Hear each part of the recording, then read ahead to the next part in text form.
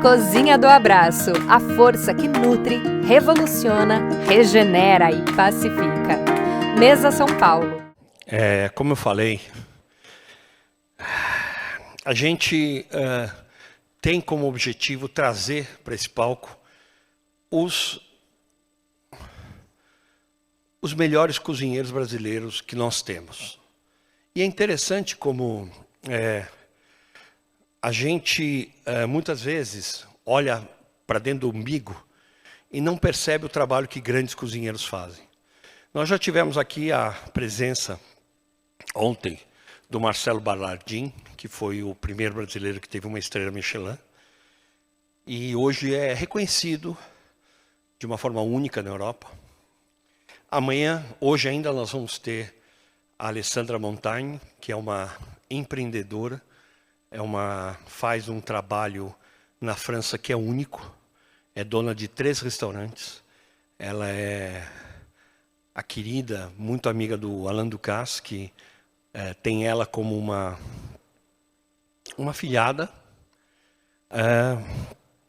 Amanhã nós vamos ter o Ivan Bren, que vem de Singapura, uma estrela Michelin, que está fora do país e não retornava para cá faz muitos anos, e retornou.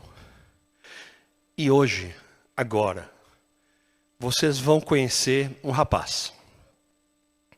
Um rapaz que eu não vou contar a história, porque ele vai contar a história dele, mas que eu posso dizer qual foi a minha experiência com ele. Eu acho que isso é importante vocês saberem.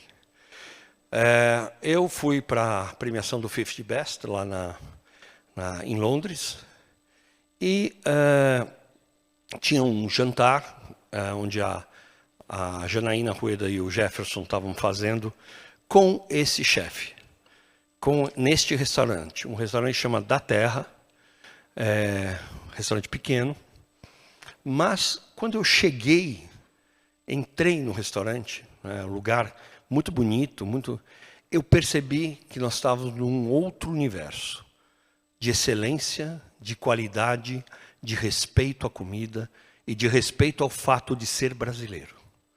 Isso é tão importante, pessoal, porque essa percepção não foi eu sou um brasileiro, né, que viu isso. Mas imagina esse restaurante que tem como clientes os ingleses, os britânicos, são eles que frequentam esse restaurante. E eles classificam esse restaurante como um dos melhores restaurantes de Londres hoje. Ora, e por que a gente não conhece o nome do Rafael Cagalli aqui? Por quê? Porque se ele faz um trabalho como embaixador na nossa cozinha, uma coisa que me emocionou foi quando ele trouxe para o meio da mesa uma muqueca, uma muqueca.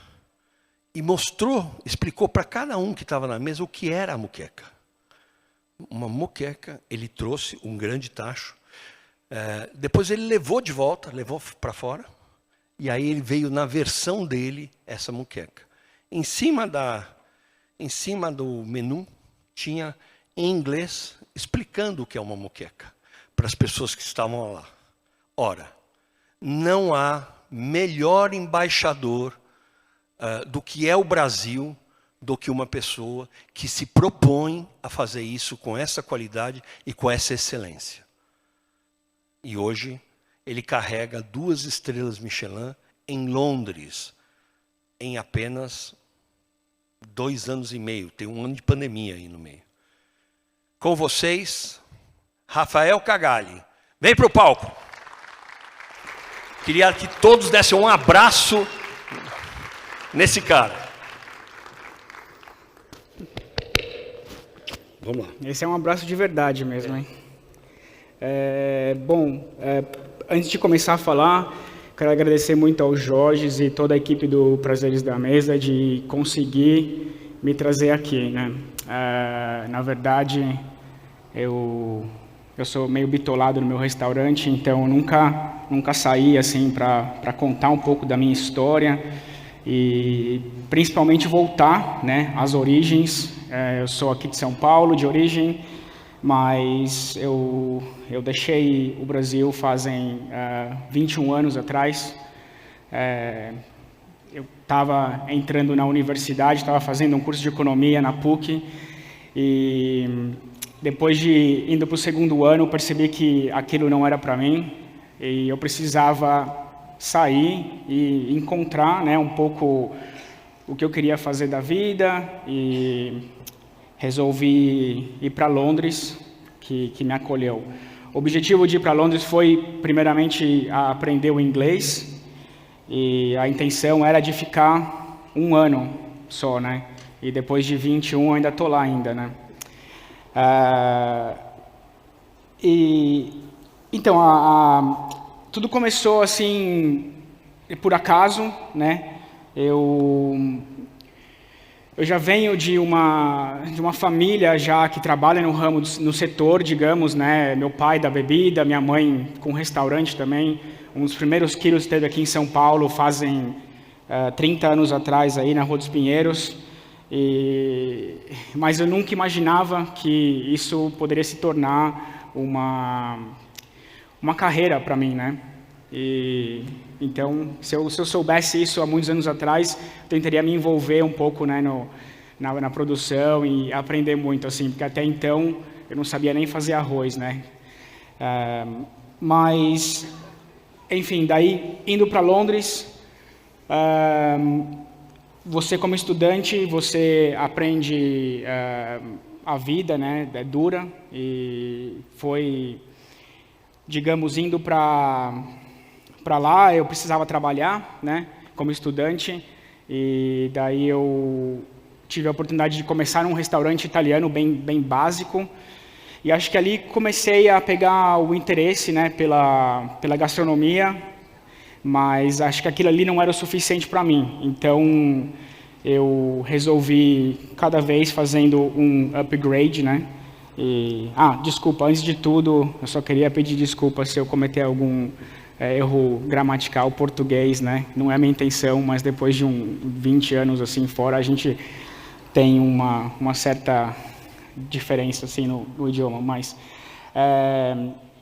enfim, daí trabalhando, começando como uma coisa bem básica, daí eu fui querendo me aperfeiçoar mais e fui, digamos, numa escola assim mais básica também, mas eu sempre achei que na carreira, né, ainda mais como chefe, assim, você tem que pôr a mão na massa mesmo para aprender. É importante você saber muita em teoria, mas eu acho que gastronomia é a prática 100%. Daí, de lá, fiquei um tempo na Inglaterra, 3 anos, e daí resolvi me expandir um pouco, né, pela Europa. Tive a oportunidade de trabalhar com esses caras aqui, que talvez você conhecem um pouco a cara deles, mas esses caras me deram muita formação, não só pessoal, mas profissional também. Eu comecei, na verdade, eu fui para a Itália com o Stefano Baiocco, que me ensinou muito, muita coisa. Trabalhei 4 anos com o Stefano. De lá eu fui para a Espanha, trabalhei com o Kiki da Costa, que hoje tem 3 estrelas. O Stefano também tem uma carreira gigante na Itália, tem 2 estrelas. E na época que eu trabalhei com o Kiki, ele não tinha 3 estrelas, era 1 estrela, mas acho que essa é a essência do restaurante, né? Quando a pessoa está naquele auge, buscando sempre o melhor e crescendo. Daí fui para o Martin também, Berasategui, que é no País Basco, e depois voltei da Espanha, fui para a Inglaterra, né? E trabalhei no The Fat Duck, trabalhei por uns anos ali, e esse lugar foi muito importante para mim, porque no The Fat Duck, quando a gente chega num nível já de excelência ali, e é um lugar muito exigente, e você aprende muito, não só muito cozinhar, mas você aprende a disciplina, que eu acho pessoalmente fundamental numa cozinha. Porque para mim, aprender a cozinhar todo mundo pode aprender, mas ter a disciplina e, digamos, a visão, você aprende a entender as coisas sem tocar, sem experimentar, só de ver, isso é bem raro acontecer. E eu tive a felicidade de aprender muito isso, né, a disciplina. Daí, depois de lá, eu fui com o Simon. O Simon, hoje, esse ano, ele pegou a 3ª estrela dele, muito merecida, depois de 20 anos de restaurante. Ele tem um conceito de farm to table, ali no meio ali da Inglaterra. Mas a gente, quando eu trabalhei com ele também, abriu um restaurante no Claridge's, em Londres, né? E num hotel. E daí depois de lá eu saí com ele também, daí fui fazer a parte de desenvolvimento, assim, né? E até veio a oportunidade de abrir o da Terra. Acho que depois de passar por todos esses craques, assim, né? Você ganha muita coisa, é muita experiência, é muita energia. E acho que chega um ponto, assim, na tua carreira, na vida, que você fala, eu estou pronto. Só preciso de uma oportunidade. E como que você vai fazer essa oportunidade acontecer? Você tem que buscar. Ela não vai bater na sua porta. E a oportunidade veio de pegar um espaço, né? Que a gente tem um espaço da Terra, é localizado na parte leste de Londres. A gente está dentro de um hotel que chama Town Hall, que é uma antiga prefeitura. E é um espaço lá que é meu. E quando começamos o da Terra, começamos com... é até engraçado olhar para isso, porque são 3 anos e meio de casa e muita coisa aconteceu entre esses 3 anos, né? Como todo mundo sabe aqui, cada um tem uma história, mas abrimos as portas em 2019 com um orçamento muito baixo, com empréstimo de banco, nunca tive investidor de vir assim e pôr dinheiro. E, na verdade, o da Terra cresceu através de muito sacrifício e muito trabalho. Inclusive, em esses 3 anos e meio de casa, eu nunca perdi um serviço. Estou perdendo aqui, não sei como o Jorge conseguiu me tirar de lá. Mas eu tenho um time excelente também, mas eu gosto de estar lá, eu me sinto bem em estar no restaurante. Acho que é importante você passar, quando você abre um restaurante, uma filosofia de trabalho, é importante você estar fazendo parte disso, né? E passar para os teus funcionários, né? Para toda a sua equipe, né? O teu sonho, porque você tem que vender o teu sonho para eles, porque são eles que vão fazer acontecer. Você é ali só o guia, né? Na verdade, você está ali como um capitão desse barco e todos os tripulantes são eles ali. E daí, enfim, essa é uma pequena parte do meu time. Somos no máximo 18, né? Essa foto foi a premiação. Bom, vamos voltar um pouquinho. Quando abrimos o da Terra em 2019, passamos por momentos muito delicados, financeiramente também, porque chegou momentos que você chega para o staff assim e fala, galera, desculpa, não tenho como pagar vocês. A gente tem 11 mesas no restaurante, chegou momentos que tinha 2 mesas cheias assim só. E você olha com aquela aflição, né? Porque você começa a questionar muita coisa, né? O que você está fazendo? Isso não é possível. Tem um monte de, né? A equipe está lá de trás de você. Como que eu vou, né, enfrentar tudo isso, né? Mas é uma fase que você tem que se segurar. É a turbulência, né, que passa, né? Acho que muita gente passa por isso em diferentes setores, né? Não só em restaurante, mas outros setores também. Porque daí você começa a entender que você não é mais um chefe, você não é um cozinheiro, você é um empreendedor. Você tem responsabilidade de pagar, né, a pessoal, o funcionário, o fornecedor, né? Tem um monte de coisas aí que vem atrás. E daí começamos da Terra em 2019, passamos por aquele período, muita gente não sabia quem eu era, muito desconhecido também. Mas eu peguei um espaço que antes foram 2 restaurantes também conhecidos, e a gente está no leste, né? O leste de Londres ainda está em pouco desenvolvimento ainda, não é tipo uma Oscar Freire, digamos, um Jardins, assim, né? Para vocês terem uma comparação. E conseguimos ter um reconhecimento da Michelin no primeiro ano, depois de 8 meses, que as coisas começaram a mudar também aí. E daí fomos... isso foi em outubro, né? Daí depois eu comecei a ver uma mudança muito grande, assim, na clientela começou a... peraí, o que está acontecendo aqui? Quem é essa pessoa? Vamos lá ver, né? E começamos a ter um movimento melhor na casa, daí você começa a respirar um pouquinho mais, né? A água que estava aqui, ela estava aqui já, né? E começamos a respirar um pouco, daí... Depois veio, em março, né, de 2020, essa pandemia, que eu não vou entrar muito em detalhes, todo mundo sabe, né, o que aconteceu aí nos últimos 2 anos. Mas, no começo, assim, o restaurante fechou, eu não sabia muito o que fazer, eu estava meio confuso, mas eu estava um dos melhores verão em Londres.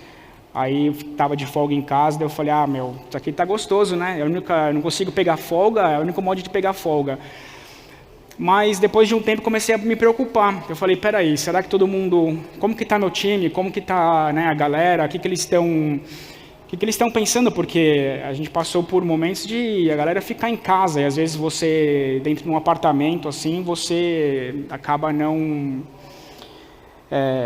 desenvolvendo muito bem, né? Então a gente começou a ter, digamos, meetings, né, com o pessoal, né, online, essas coisas, e conversando, semanal, né, trocando ideia, e não tendo uns incentivos assim para a pessoa começar a usar o cérebro também.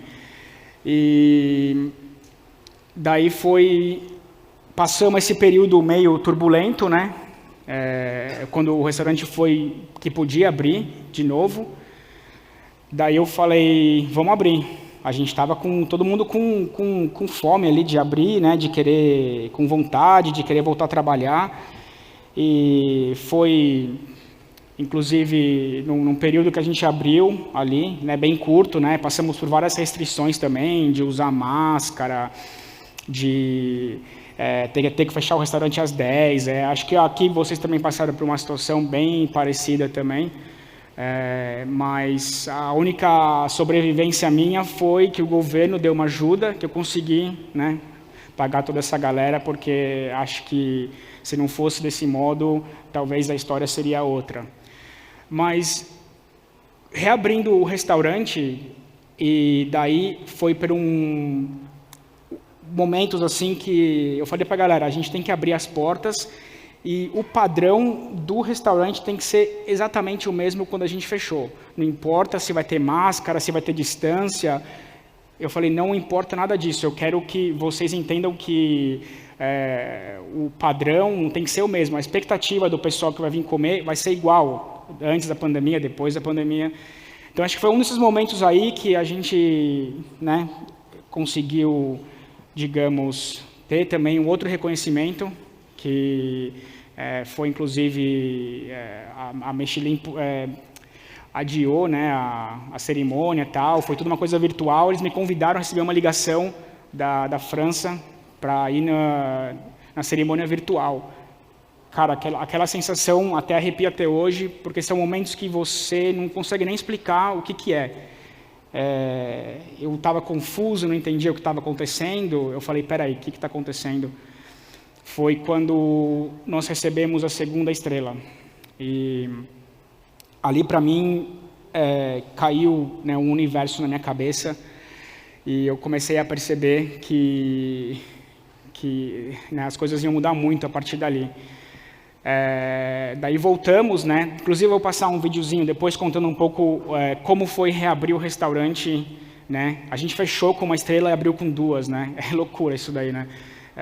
E contando um pouco essa história, depois eu passo. Mas a evolução da terra, primeiramente o nome da terra vem literalmente português da terra, mas não quer dizer do chão, nada, não é restaurante vegetariano. Na verdade, a gente faz uma cozinha. Eu, como passei 20 anos, digamos, meu crescimento gastronômico foi na Europa. Então, a gente tem muita influência europeia. Então, agora eu tento me resgatar um pouco mais das minhas origens. E tendo um pouco de toques brasileiros no que eu posso fazer, produtos que talvez eu encontro lá também. Mas não gosto de colocar um carimbo no restaurante. Muita gente me pergunta, mas é o quê? É brasileiro? Eu falei, não é brasileiro. É o quê? Meio italiano? Eu falo, também não. Preciso colocar algum carimbo no meu restaurante? Não pode ser eu, né? Porque a gente tem essa mania de querer, né, taxar, carimbar o restaurante que seja brasileiro, japonês, italiano. Mas eu acho que a história da terra é muito minha. Meu percurso como chefe, eu tento colocar tudo nos pratos, né? E inclusive, a gente tem uma evolução do que é. Praticamente, esse é o mascote do restaurante, que se tornou até uma brincadeira, porque quando eu morava aqui, quando eu estava no Brasil, adolescente, né, eu tinha meu apelido era Turtles, porque eu tinha essas bochechinhas que nem eles aí. E, inclusive, daí eu, por brincadeira, comprei um e deixei lá no Paz, assim, tá com ele. Essa pulseirinha foi uma pulseirinha, quando a gente pegou a primeira estrela, eu coloquei como uma bandana para ele, e ele está lá, né, o mascote do time. Então, a gente procura também fazer digamos, ter umas brincadeiras, assim, né? A gente é muito profissional no que faz, mas eu gosto de ter um serviço descontraído. É profissional, do alto nível melhor que tem, mas a gente tem que, cada um dos meus funcionários, eu procuro que eles tragam uma identidade ou uma personalidade de cada um para pôr no menu também. Então, daí também, assim, quando começamos a... Bom, vou mostrar. Esse foi um primeiro prato que começamos a fazer em 2019, que praticamente era o frango. Aí embaixo tem uma pele de frango crocante, embaixo tem um ovo, tem purê, tem uma brioche. Você começa assim. Daí, da evolução, né? Evolução de um prato, né? E durante o tempo passou para esse aqui no meio. E começamos a usar também o fígado. O que eu gosto muito de fazer também é usar toda a parte do produto, não só do animal, mas toda a parte do produto o máximo possível. Eu não vou falar de zero wasted aqui, mas o objetivo é você maximar o produto. Então, isso mostra muito a evolução, né? A gente, como ser humano, evolui muito também. E isso mostra muito o amadurecimento. O que eu queria mostrar para vocês aqui é o amadurecimento que a gente tem, não só como cozinheiro, como chefe, mas como pessoa, né? Mas a questão da terra é que tudo aconteceu muito rápido. E aí esses são os pratos que ficou. Esse é o último prato que ficou. Esse, por exemplo, é um prato que a gente faz um serviço do pão, né? Serve o tutano, manteiga, o pão que a gente faz. E outra coisa também no da terra, a gente procura fazer tudo em casa. Desde a manteiga, desde o pão, tudo é feito lá, brioche. E agora, ultimamente, o serviço do pão está assim.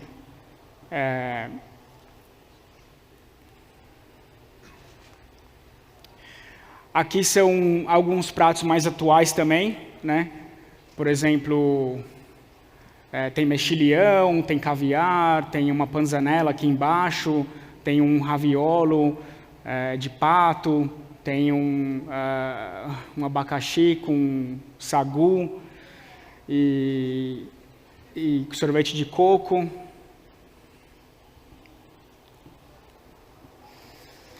E esses daí são os monstros que fazem o da Terra acontecer, né? Sem esses caras eu não seria nada. Como eu expliquei antes, claro, tem um comandante, mas esses caras são a minha... Bom, eu ia falar primeira família, mas meus pais vão ficar meio chateados. Mas essa é a minha família, entendeu? Claro...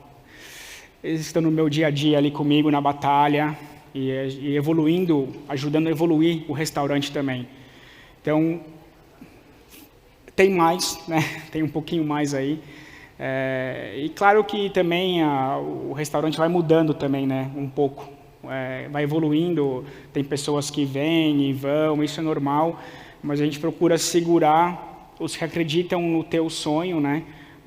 E no teu objetivo também, porque muitos deles também têm o mesmo objetivo que eu, e isso ajuda a eles também a construir, porque o que eu passo para o meu time é que se eu conseguir chegar onde eu cheguei, eles também conseguem. Então, eu gosto de passar muito essa história, né? E fazer eles entenderem que tudo tem um valor no restaurante. Passar desde o prato que a gente compra, do talheres, dos copos, das taças, enfim, tudo tem um valor. E eu procuro passar muito isso para eles entenderem. Se uma coisa quebra, por que quebrou? Quem que fez isso?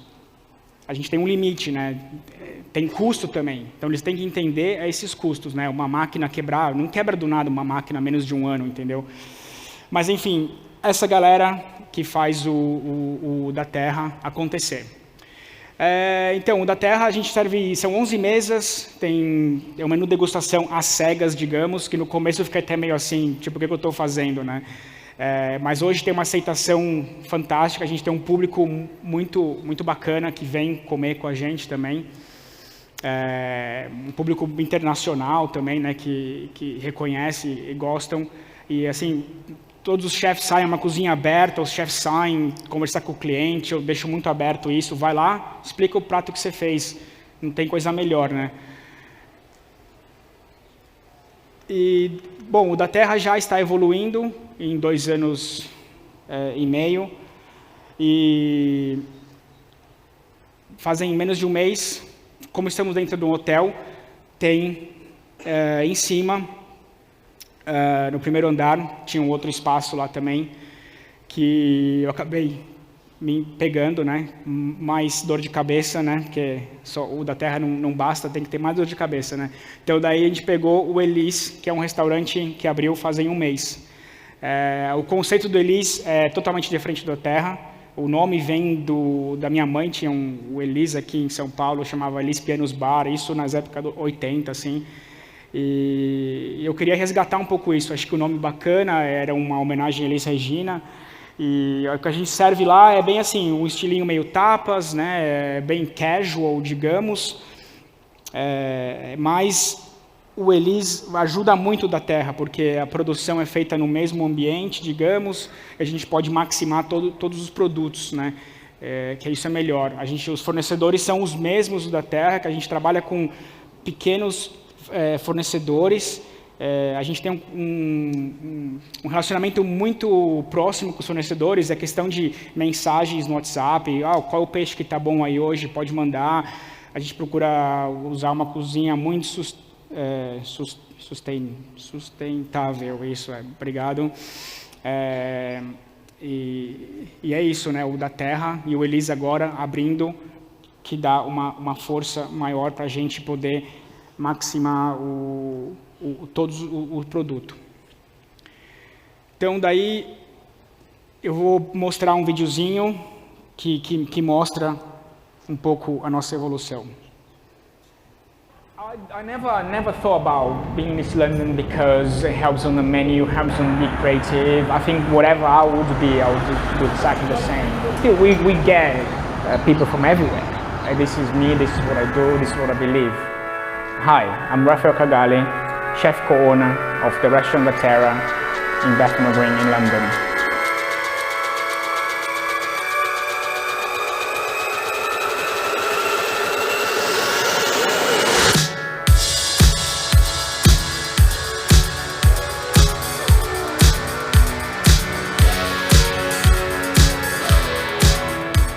Reopening the restaurant after the pandemic was certainly unknown for me.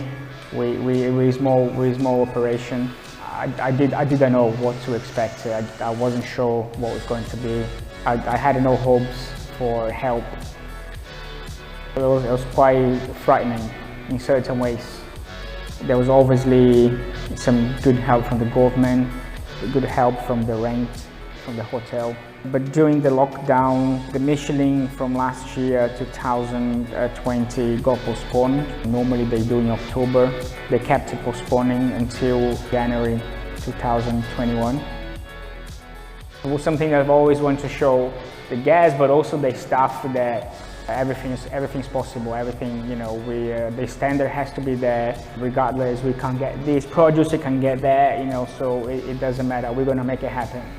For me, there's always prioritize the experience of the guests once they come to the restaurant. So then in January, the Michelin came out. That was the first year ever to be an online ceremony. Certainly get this call from the Michelin France, inviting me to be part of the ceremony live on Monday. I was a little bit confused because it wasn't something that I was expecting. But you had a good hopes, right? Because you know, if you believe what you're doing, it's also about the praise that you get from the guests, is comparing us to great restaurants in the city. It makes you think like, what am I doing here? You know, it must be something good. I just keep you believing, and your staff believe that too. When they call you, they don't tell you they can't confirm that. You know, you still have to wait. So they'll say, okay, so let's wait, and then going online, you at home, your staff is not close to you. Obviously, it's a great moment to share with people that is viewed every day, giving the best they can, you know, working hard as they can. It was an unusual and surreal moment. But yeah, I remember crying, calling my mom, my parents, and telling the situation. Yeah, I still make goosebumps on me right now just to talk about it, because it's absolutely remarkable, yeah, for the rest of your life. It's something that nobody can take away from you.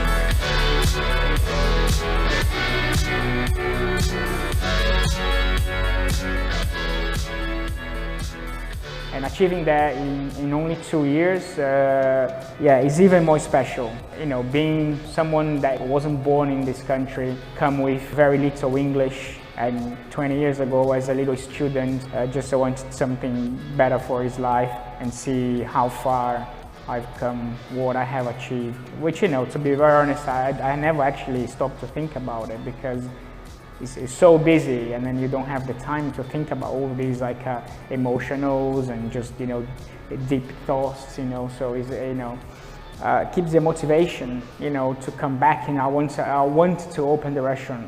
I wanted, you know, I was like, there was no way I wouldn't open this place, you know. Even if I didn't have anybody, I would open the doors on my own. But I knew the team was hungry to come back as well, which also keeps you, you know, motivated too. And yeah, I think when you first open, there was just a great feeling. The only downside was to have to wear masks. That was the only downside, because you don't, you know, they can't see your smile, they can't see your talk. But that's all gone now. Just moving forward, the restaurant is amazing, it's beautiful, it's busy. This is where we always wanted to be from day one. Unfortunately, it didn't happen that way, but I think now we are in much better position. And now it's just about to grow and evolve and developing and keep pushing. That's what we do, yeah.